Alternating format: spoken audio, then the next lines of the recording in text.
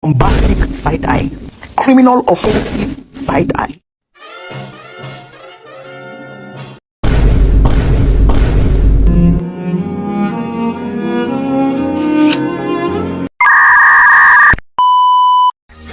가방안엔 굳은 다짐이 더 backpacker 우리는 backpackers yeah we the backpacker 내가 묻은 신발이 바래져도 backpacker 우리는 backpackers 출발은 언제나 겁없이 시작부터 맨발 내 눈에 싹 다 basic Assalamualaikum warahmatullahi wabarakatuh. Jujur, saya sangat senang sekali bisa menyampaikan materi ini kepada teman-teman yang luar biasa yang selalu bersemangat untuk menuntut ilmu. Kali ini kita akan membahas sesuatu yang sangat penting, yaitu yang bertema sasaran evaluasi. Lalu mengapa sih ini itu sangat penting untuk kita bahas? Karena dengan dilaksanakannya evaluasi, kita itu dapat mencapai tujuan pembelajaran dengan secara baik dan juga tepat. Lalu yang selanjutnya adalah perkenalkan, nama saya Fitri Listiani. Saya dari STIT Az-Zahra, Prodi Pendidikan Agama Islam semester 6. Di mana beberapa menit ke depan kita akan membahas tentang seputar sasaran dari evaluasi pembelajaran. Nah, apa sih arti dari sasaran evaluasi itu sendiri? Jadi, sasaran evaluasi disebut juga dengan objek evaluasi. Sasaran adalah segala sesuatu yang menjadi pusat pengamatan karena penilai atau evaluator menginginkan informasi tentang sesuatu tersebut, menurut Ari Kunto pada tahun 2005. Di mana pelaksanaan pendidikan itu terdapat 3 macam, diantaranya adalah penerimaan atau input, pelaksanaan atau transformasi, pengeluaran ataupun output. Yang pertama ada evaluasi input. Nah, input ini adalah memasukkan dari sesuatu yang akan diolah dalam suatu proses. Sesuatu itu bisa saja benda, data, dan lain sebagainya. Dalam pendidikan, karena kegiatannya berhubungan dengan pengolahan manusia, maka inputnya juga adalah manusia. Dalam hal ini calon siswa atau mahasiswa. Nah, calon siswa ini merupakan orang yang akan memasuki proses pendidikan. Adapun evaluasi terhadap input meliputi 2 aspek, yaitu aspek jasmani dan juga aspek rohani.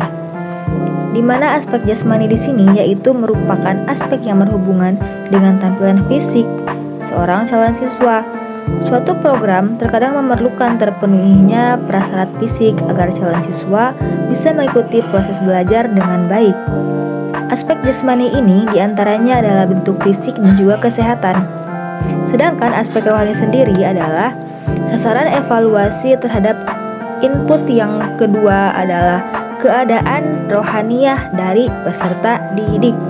Keadaan rohaniah ini bisa diartikan sebagai aspek kejiwaan dari peserta didik. Aspek rohaniah ini juga sekurang-kurangnya meliputi 4 aspek, yaitu ada inteligensi, kemampuan, sikap, maupun kepribadian. Di sini saya sudah membuat mind mapping, diantaranya yaitu meliputi isi-isi atau dalam evaluasi input.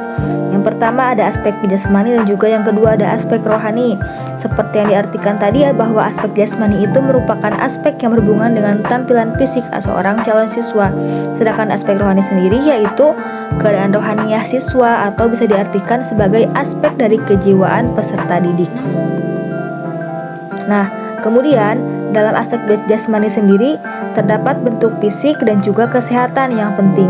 Bentuk fisik itu adalah tampilan dari luar seseorang yang meliputi raut wajah, tinggi badan, kelengkapan, dan juga kelengkapan anggota tubuh. Sedangkan kesehatan sendiri yaitu berhubungan dengan keadaan fungsi dari organ-organ tubuh itu sendiri. Adapun dari aspek rohani sendiri terdapat 4 kemampuan, diantaranya itu adalah intelijensia, yang mana kita tahu bahwa intelijensi itu berhubungan dan juga identik dengan masalah kecerdasan. Jadi makin cerdas seseorang, maka makin dapat ia melakukan sesuatu, maupun kemampuan, kepribadian, dan juga sikap. Lalu selanjutnya ada evaluasi transformasi. Nah, jadi transformasi di sini itu merupakan bagian yang sangat penting dalam suatu proses pendidikan. Ia akan sangat menentukan berhasil atau tidaknya pencapaian tujuan pendidikan. Jadi bagaimanapun baiknya input yang masuk dalam transformasi, tapi jika transformasi itu sendiri tidak baik, maka hasil yang baik belum tentu bisa dicapai. Untuk itu, evaluasi terhadap transformasi perlu dilakukan. Karena transformasi adalah alat pemproses dalam proses pendidikan yang sedang dilaksanakan. Kemudian terdapat komponen dari transformasi, yaitu mencangkup pertama ada kurikulum, lalu ada metode mengajar, media mengajar, guru yang mengajar, personel yang terlibat dalam mendukung berjalannya proses belajar dan mengajar. Kemudian terakhir adalah sarana prasarana yang dibutuhkan untuk berjalannya proses belajar mengajar. Nah, di sini saya sudah membuat mind mapping dari evaluasi transformasi, yaitu mencangkup beberapa komponen tadi. Di antaranya yang pertama ada kurikulum nih. Nah, kurikulum di sini itu harus sesuai, harus selalu dievaluasi agar ia selalu sesuai dengan perkembangan zaman. Jadi memang tidak pernah ada satupun kurikulum yang sesuai untuk semua zaman, pasti berbeda sesuai dengan berkembangnya zaman. Lalu yang kedua ada metode mengajar. Jadi metode mengajar sendiri yaitu cara yang sistematik untuk digunakan dalam proses belajar mengajar. Nah, untuk apa? Untuk mencapai tujuan yang ingin ditetapkan. Lalu yang ketiga ada media pendidikan. Nah, media pendidikan ini adalah sesuatu yang dapat digunakan sebagai perantara dalam menyampaikan materi pembelajaran. Lalu yang keempat ada guru. Nah, seorang guru ini yaitu adalah berkompetensi dalam personal, profesional, sosial maupun pedagogik. Dan yang terakhir ada personel dan sarana prasarana.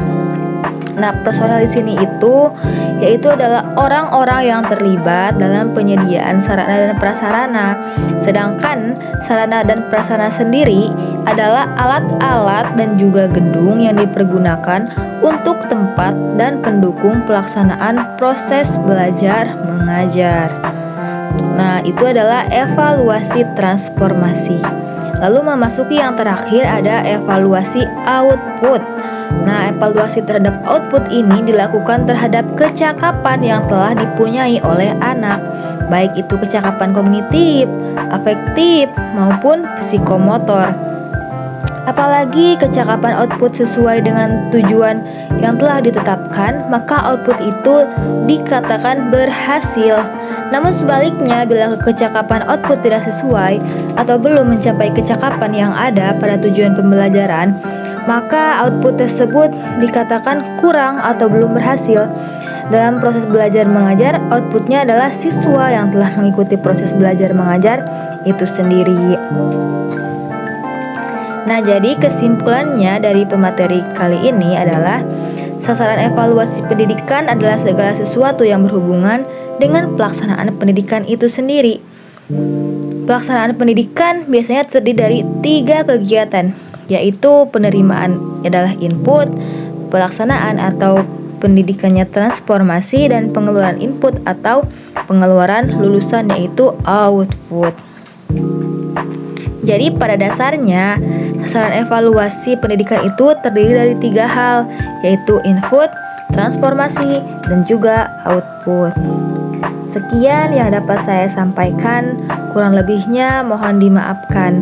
Wassalamualaikum warahmatullahi wabarakatuh.